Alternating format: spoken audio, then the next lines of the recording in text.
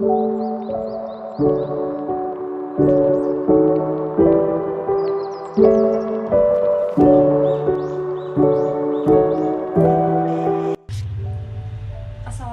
warahmatullahi wabarakatuh. Perkenalkan, nama saya Titi Novianti dengan NIM N312011 dari jurusan D3 Teknik Komputer 2020. Di sini saya akan menjelaskan salah satu komponen penting dari sebuah komputer. Komputer sendiri merupakan sebuah alat elektronik handal yang sangat dibutuhkan pada masyarakat modern saat ini. Untuk membuatnya bekerja maksimal, setiap komputer memerlukan banyak perangkat keras atau yang bisa disebut dengan hardware. Perangkat keras ini terbagi menjadi beberapa komponen penting, tapi yang paling utama adalah motherboard. Nah, ini adalah contoh motherboard yang asli. Seperti ini penampakannya. Motherboard adalah wadah dari berbagai komponen elektronik yang saling terjalin untuk membuat perangkat PC bekerja. Pada motherboard terdapat chip BIOS atau program penggerak dan konektor yang digunakan untuk menghubungkan setiap perangkat. Motherboard sendiri memiliki fungsi utama sebagai pusat penghubung antar perangkat yang terpasang pada sebuah PC.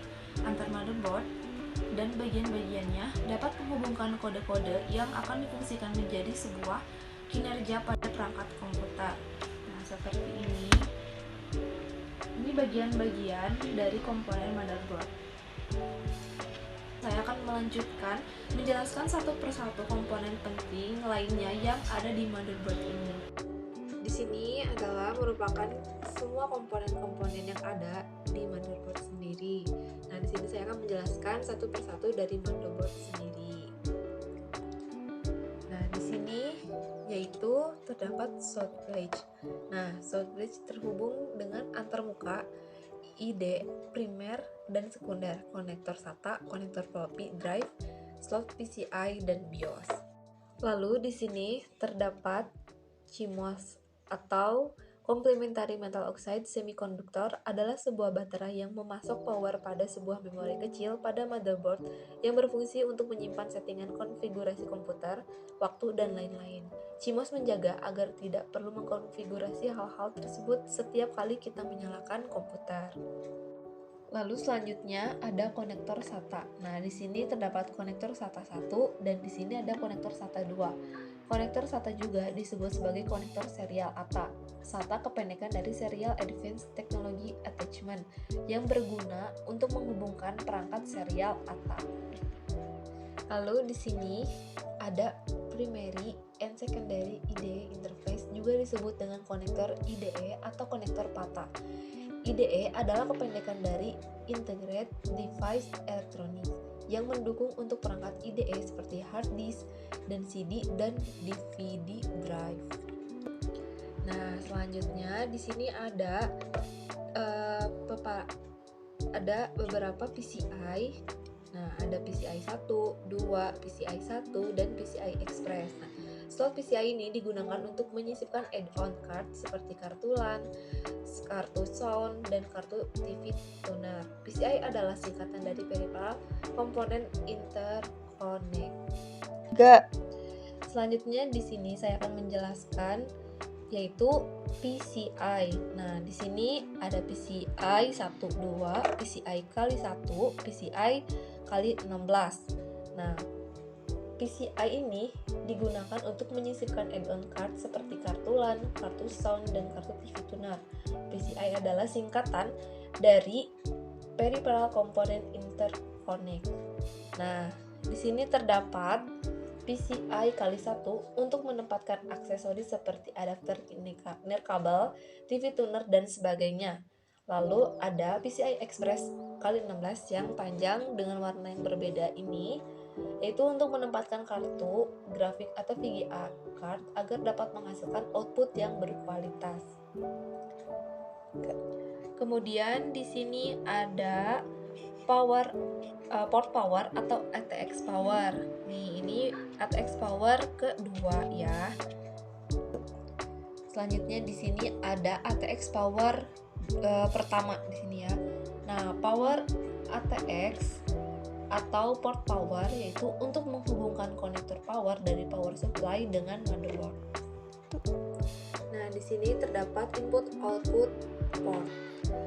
Yang pertama ini ada port RJ45, yaitu untuk menghubungkan komputer dengan jaringan LAN. Nah, di bawahnya ini, yang ini dan dua ini yaitu port USB. Port USB di sini yaitu untuk antarmuka dengan peripheral atau peralatan eksternal generasi baru mengaktifkan port paralel dan port serial. Di sebelah input output port ini terdapat port audio. Nah, port audio ini yaitu untuk menghubungkan komputer dengan sistem audio seperti speaker, mikrofon, line in, dan line out. Nah, untuk yang pertama ini yaitu lubang untuk menghubungkan ke DVD player, MP3 player, dan lain-lainnya. Selanjutnya, untuk lubang yang kedua ini yang berwarna hijau yaitu untuk menghubungkan ke headphone dan juga earphone. Dan yang bawahnya ini yang berwarna merah yaitu untuk menghubungkan ke mikrofon dan lain-lain. Lalu di sini terdapat port serial. Nah, port serial di sini yaitu berfungsi untuk memasang peripheral kecepatan rendah dengan metode transfer data serial. Namun sekarang jarang untuk digunakan di dalam motherboard ini. Dan kemudian di sebelahnya setelah serial port ini yaitu terdapat port PS2. Nah, buat yang atas ini yang berwarna hijau yaitu port PS2 untuk mouse, yaitu untuk menghubungkan mouse dengan komputer atau PC. Lalu yang bawahnya itu port PS2 yang berwarna ungu ini yaitu untuk memasangkan keyboard. Nah, yang berwarna putih ini setelah slot PCI yaitu bernama port floppy disk, yaitu untuk menghubungkan media removable atau media penyimpanan yang bisa dicopot, yaitu disket atau floppy disk.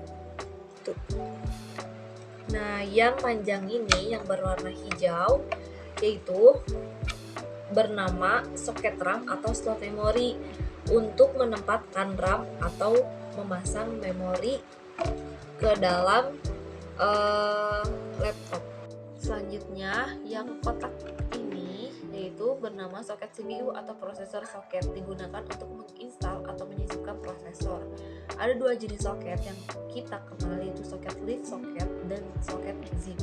Leaf singkatan dari low insertion force, yaitu soket model lama, dan zip adalah soket singkatan dari zero insertion force, adalah soket prosesor model baru. Nah, di dalamnya ini yaitu bernama chip socket.